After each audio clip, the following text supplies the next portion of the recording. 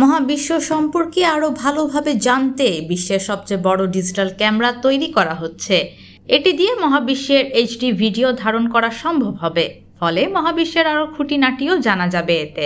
চলতি বছরেই চিলির অরা অবজারভেটরিতে ক্যামেরাটি স্থাপন করতে যাচ্ছেন বিজ্ঞানীরা। ক্যামেরাটির আয়নার আকার 8.4 মিটার।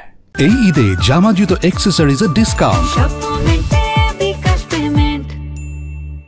এটি তৈরি করতে খরচ হয়েছে $165 মিলিয়ন, যার খরচ দিচ্ছে যুক্তরাষ্ট্রের জ্বালানি মন্ত্রণালয়। ক্যালিফোর্নিয়ায় স্ট্যানফোর্ড বিশ্ববিদ্যালয়ের স্ল্যাগ গবেষণাগারে এটি তৈরি করা হচ্ছে। চিলির অরা অবজারভেটরির ভাইস প্রেসিডেন্ট আলেহান্দ্রো বলেন, আজকাল বিজ্ঞানীরা নির্দিষ্ট কিছু পর্যবেক্ষণ করতে বলেন, কারণ তাদের একটি তত্ত্ব রয়েছে যা তারা প্রমাণ করতে চান।